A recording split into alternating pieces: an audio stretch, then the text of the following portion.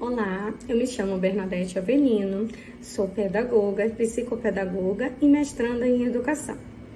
E hoje vamos fazer um diálogo sobre o protagonismo na educação. Para iniciarmos nossa conversa, vamos começar pela educação infantil. Será que esse meu aluno tão pequeno é capaz de ser sujeito do seu próprio aprendizado? Sim, com certeza. E somos nós, educadores, que vamos propiciar a eles um ambiente necessário para esse desenvolvimento. Como? Principalmente através das atividades que são desenvolvidas nesse ambiente.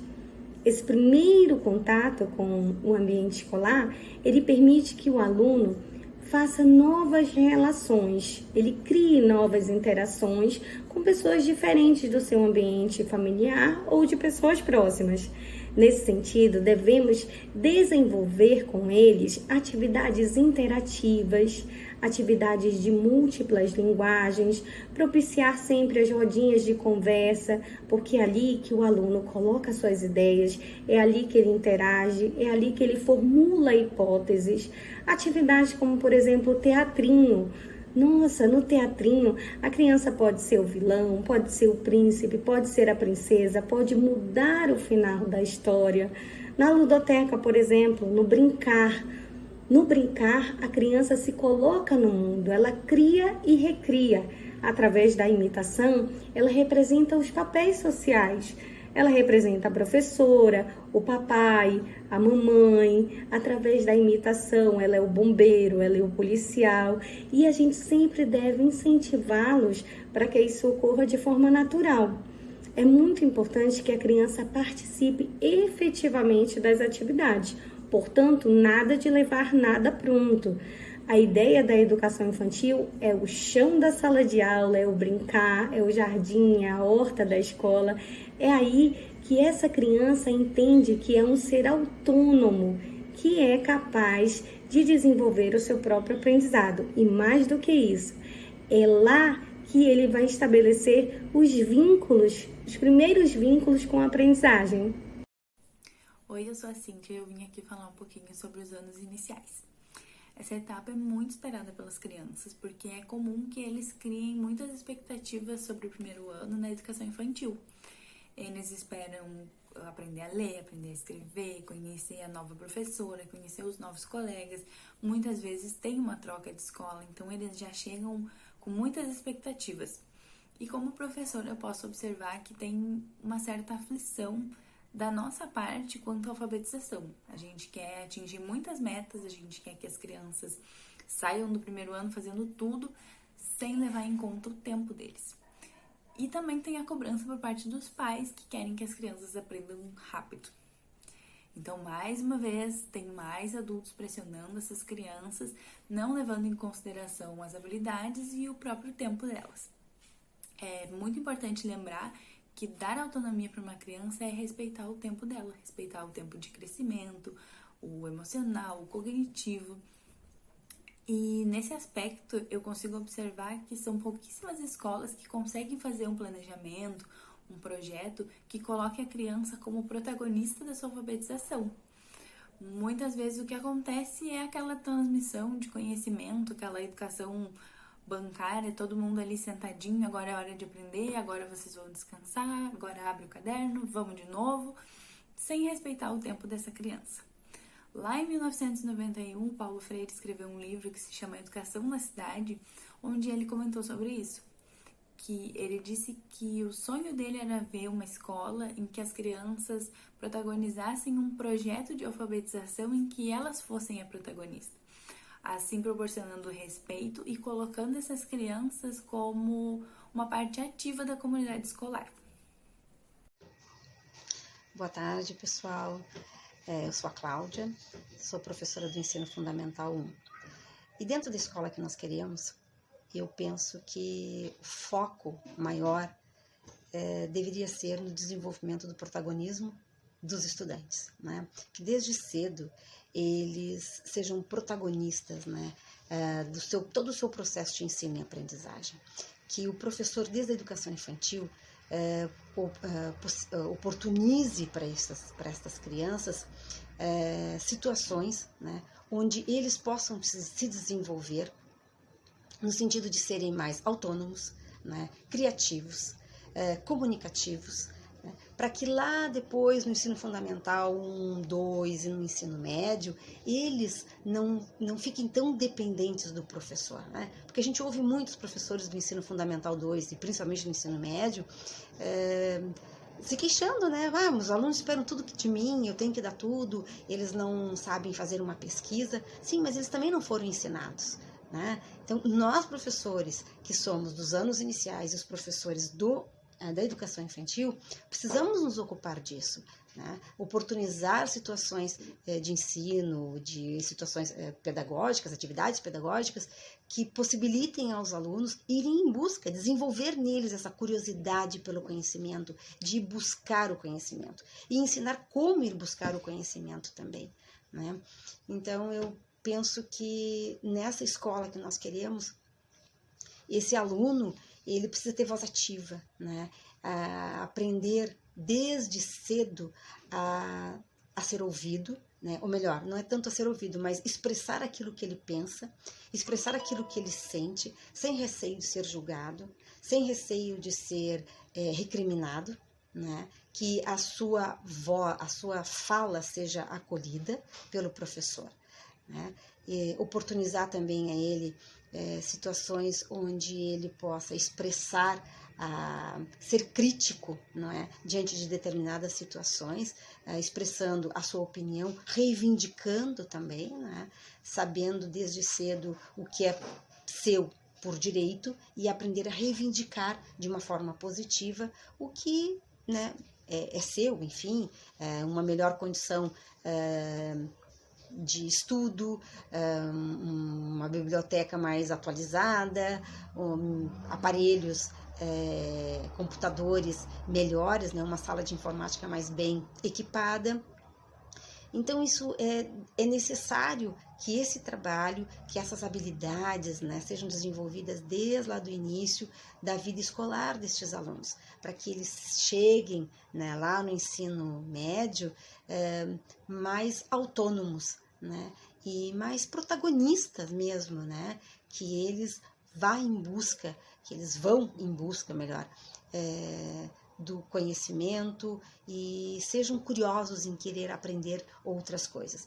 Assim a gente teremos, não é, cidadãos mais participativos na sociedade e com senso crítico, né, para fazer melhores escolhas. Sou o professor Carlos Alberto, trabalho no Colégio Militar de Manaus, na disciplina de Geografia, atuando no Ensino Fundamental 2, especificamente no 9º ano. E com o objetivo do nosso tema, a escola que temos e a escola que queremos, dentro dessa ideia, vamos envolver aí o protagonismo do aluno, do estudante. Queremos que hoje, nessa escola que nós temos, tirar o aluno da passividade, o aluno ser mais participativo, o aluno saber querer interpretar, querer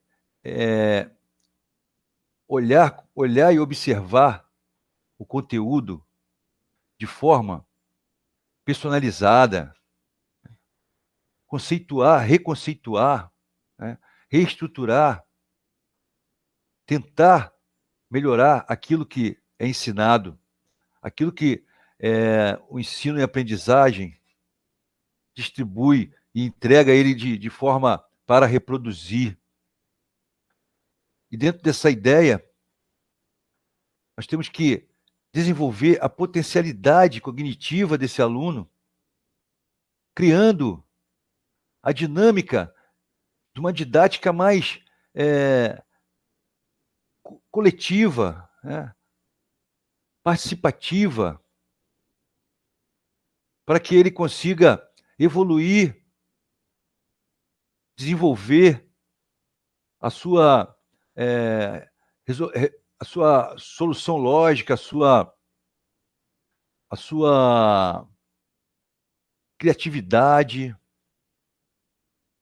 de forma que seja, claro, tudo isso de maneira orientada, né, pelo professor, que está ali como um elo entre o conhecimento e o estudante.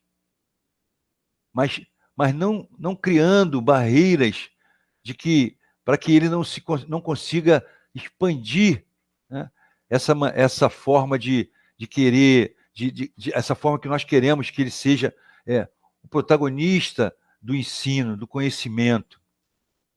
Deixar o aluno criar, deixar o aluno produzir, ler. A parte científica no seu cotidiano, utilizar a parte científica no seu próprio cotidiano. E dentro desse sentido de todos esses objetivos, de toda essa forma que queremos transformar o estudante no foco principal do ambiente escolar, é criar projetos que consiga trazer esses objetivos que eu acabei de falar. E hoje existe um projeto no ensino no Fundamental 2, no 9º ano, uma didática paralela ao conteúdo, né? Um trabalho, um projeto feito paralelo com o seu conteúdo. Exemplo, nós estamos passando o conteúdo da Europa nesse momento para os alunos, para os estudantes. E eles vão criar um continente e países para que cresçam, né, que se desenvolvam nas características próprias, com a teoria didática e criando uma outra versão com países fictícios, continentes fictícios. E no final desse projeto, nós vamos começar a observar que é isso que nós queremos, essa escola que nós queremos. E é dessa forma que o projeto ele se desenvolve e ele vai se finalizar tendo resultado como a formação de um bloco econômico dentro desse continente, como é feito na Europa, né? O bloco econômico da União Europeia. E eles vão debater, dialogar, discutir sobre os países que irão ingressar, integrar esse bloco econômico também fictício, mas de forma que eles vivam essa experiência como a Europa viveu. Claro que não o tempo que ela foi transformada, o tempo que aconteceu, o período, né, diferente, um período de trabalho, um projeto direcionado em pouco tempo, porém paralelo a toda aquela formação do continente europeu. Então é isso que nós queremos para o nosso aluno estudante ou estudante protagonista nesse momento da nossa palestra. Obrigado.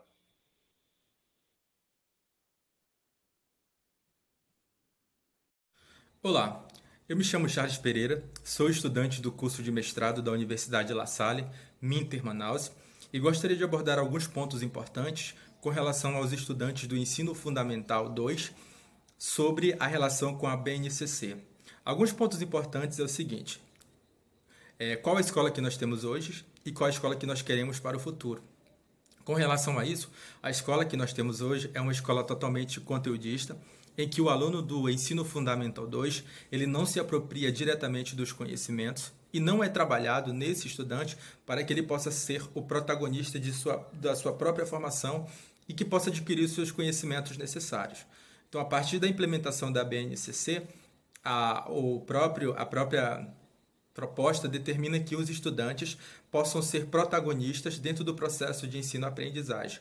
Lá nos anos finais 2, esse estudante ele deve ter uma continuação daquilo que ele aprendeu nos anos iniciais. E a partir desse momento, ele tem que se apropriar de todos os conhecimentos para que, de fato, possam fazer transformações em sua vida como indivíduo e como um próprio cidadão. As práticas que as escolas devem adotar a partir de então deve ser voltada para aquelas metodologias ativas em que o estudante possa participar de todo o processo de sua formação.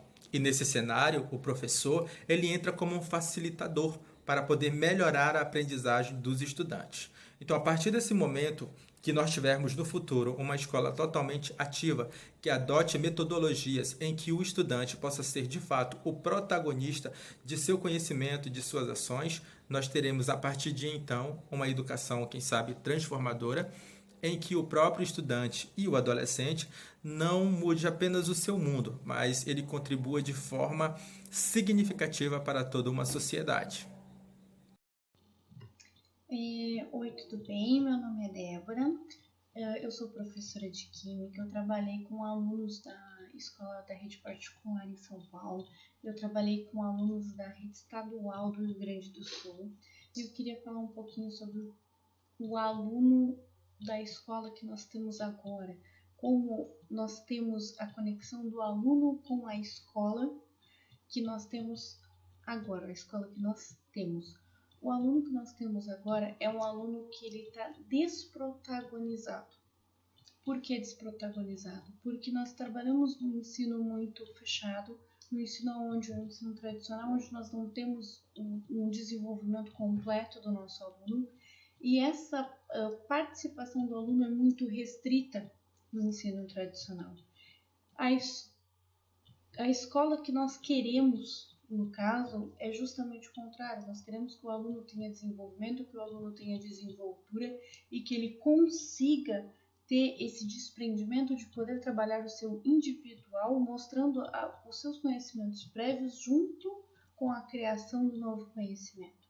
Então, o que nós precisamos da nossa nova escola são de estratégias diferentes para que esse aluno se torne de fato um protagonista no ensino médio. Obrigada. Que escola nós temos e que escola nós queremos? Sou Carla Brasil, professora do ensino médio, e como tal não posso deixar de pensar na lei que é chamada de Lei do Novo Ensino Médio. Essa palavra novo, ela traz a ilusão de que a escola está mudando. No entanto, o que é essa nova escola? Essa nova escola não passa de uma escola tradicional, disfarçada de escola nova, disfarçada de uma escola ativa.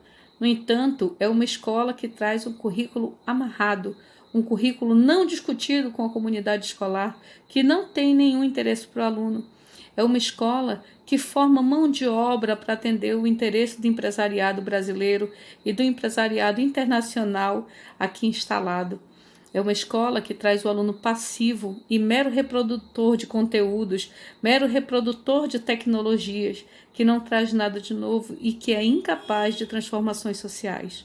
No entanto, qual é a escola que nós queremos? Nós queremos a escola que forme o sujeito autônomo, que forme o estudante capaz de olhar, que tenha noção de interdisciplinaridade, capaz de olhar para a ciência como parte de sua cultura, capaz de entender as transformações sociais, os movimentos sociais, que tenha uma formação cidadã, que queira mudar a sociedade, que seja capaz de liderar, que seja capaz de mudar, que queira transformar, que queira crescer, que queira produzir a tecnologia, ou seja, que tome nas mãos a sua história, que seja protagonista da sua própria história. É essa a escola que nós queremos. Olá, pessoal. Me chamo Andresa e sou professora. Hoje vou falar sobre o protagonismo do aluno da educação especial. O público-alvo da educação especial é o aluno com deficiência, transtornos globais do desenvolvimento, altas habilidades ou superdotação. Historicamente, as pessoas com deficiência sempre foram excluídas da sociedade dita normal, principalmente no que se refere à educação. O aluno de inclusão é um protagonista, pois diariamente vence os desafios. Em um mundo tão preconceituoso, aonde caracteriza esse aluno como coitado, não sendo capaz de aprender. Mas isso é uma inverdade. O aluno de inclusão deve estar dentro da escola e, assim, possibilitando a toda a comunidade escolar conviver e compartilhar com essas pessoas que têm muito a nos ensinar. Quem convive com o aluno de inclusão se emociona com a capacidade e as suas conquistas diárias. O lugar da pessoa com deficiência é aonde ela quiser. Devemos sempre lembrar que especial é aceitar as diferenças e vencer o preconceito. A concepção da escola que temos e a escola que queremos voltados à disciplina de educação física é a quebra do paradigma do esporte como finalidade da disciplina dentro do ambiente escolar. Essa prática, que ainda nos dias de hoje é muito constante, tem afastado muitos alunos da vivência motora, da vivência da cultura corporal do movimento, que a disciplina deveria oferecer aos alunos, porque muitos professores ainda priorizam as modalidades esportivas e os treinamentos dentro da disciplina de educação física. A ideia é que tenhamos os alunos cada vez mais presentes, vivenciando essas atividades, e para isso é necessário que os professores tenham uma sensibilidade de se reinventar, de sair dessa zona de conforto e proporcionar uma maior diversidade de conteúdos, de conhecimentos dentro das aulas de educação física. Isso é possível. Tem muitos teóricos que já abordam muitos objetos de ensino, diversos objetos de ensino, e a Base Nacional Comum também prevê uma série de objetos de ensino, desde o 6º ano do ensino fundamental até o 3º ano do ensino médio, que podem ser trabalhados como conteúdos nas aulas de educação física, e saindo desse tradicionalismo onde impera o treinamento e as modalidades esportivas na escola. Olá a todos, eu sou Ana Paula Salvador e eu vou falar sobre o protagonismo do aluno da educação profissional e tecnológica. Bem, primeiramente, é importante frisar que a educação profissional, ela não é voltada somente para a formação profissional do indivíduo, para o desenvolvimento das qualidades que o capacitem para ingressar, permanecer e ascender no mundo do trabalho, mas ela também é voltada para a sua formação integral, para que ele possa exercer a sua cidadania na sociedade. Bem, o pedagogo Antônio Carlos Gomes da Costa, em sua obra O Protagonismo Juvenil, Adolescência, Educação e Participação Democrática, define o protagonismo juvenil como o envolvimento do jovem estudante em atividades que vão além do seu universo pessoal e familiar, gerando efeitos na vida em sociedade. Assim sendo, esse jovem, ele pode ter participação ativa e consciente para buscar problemas, a solução de problemas reais na sua escola, na sua comunidade, na sua vida social como um todo, e também que vão além desse ciclo social que ele está envolvido. Bem, para fomentar o protagonismo desse aluno na escola, ela pode promover ações e projetos em que esse aluno tenha mais voz, como clubes, rodas de conversa, assembleias, grêmio estudantil, entre outros. E também, com o advento das tecnologias, elas podem ser grandes aliadas para a fomentação do protagonismo desses nossos alunos, Muitos jovens já são grandes produtores de conteúdo e, por isso, a escola pode agregar isso, na formação desses alunos, para que eles possam produzir conteúdos para a comunidade interna e externa da escola, usando as redes sociais como Facebook, Instagram, YouTube, ou criar podcast, rádio estudantil, websites, entre outros. Fora da escola, né, eles podem desenvolver ações, projetos, campanhas, trabalhos voluntários, né, e entre outras ações voltadas para ajudar a resolver problemas, né, da comunidade. É importante não focar somente em ações pontuais, claro, para aquelas pessoas que estão com fome, com frio, uma campanha de arrecadação de alimentos, de agasalhos, é muito importante para aquela situação extrema que ela está passando, mas é importante focar na solução daquele problema. Por que aquelas pessoas estão passando por aquela situação? No caso de um desastre natural, ou no caso de uma pandemia, como é o momento que estamos passando, ou é por uma questão estrutural, né? O desemprego, por que aquelas pessoas estão desempregadas? Falta de capacitação profissional, né? Ou falta de emprego mesmo, como poder resolver esse problema?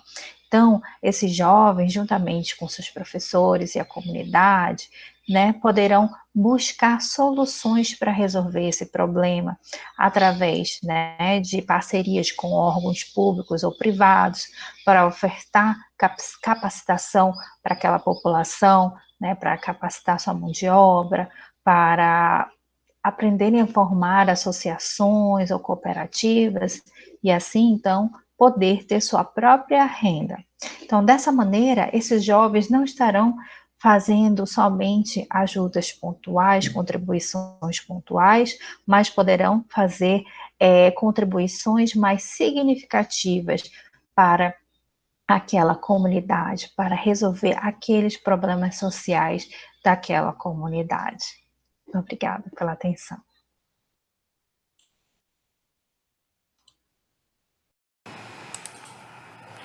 Olá, o meu nome é Charlene e eu vou falar sobre o protagonismo do educando no ensino superior. O estudante do ensino superior já é um protagonista por natureza, porque ao ingressar na graduação ele está pensando no seu desenvolvimento pessoal, profissional e acadêmico. Por isso que cabe ao corpo docente oportunizar momentos para que esse estudante possa exercitar todo o seu protagonismo. Isso pode acontecer de várias formas, com metodologias ativas, com ou sem o uso da tecnologia, trabalhos voluntários na comunidade, eventos e demais espaços, onde esse estudante tem a possibilidade de ouvir os outros, de se expressar e principalmente de ter ações positivas com outros seres humanos. Vale salientar que essas oportunidades de protagonismo desafiam o intelecto dos estudantes e mobilizam as suas competências técnicas e comportamentais, sendo que as competências técnicas ou hard skills são relativas ao conhecimento, às habilidades e às atitudes necessárias para o exercício da profissão. Já as competências comportamentais ou soft skills são aquelas que contribuem para a formação de cidadãos atuantes e agentes de transformação social. Dessa forma, o protagonismo no ensino superior consiste em desenvolver muito mais do que um profissional para o mercado. O protagonismo no ensino superior pode e deve contribuir para a formação da pessoa na sua integralidade, com visão holística do mundo e de si mesma.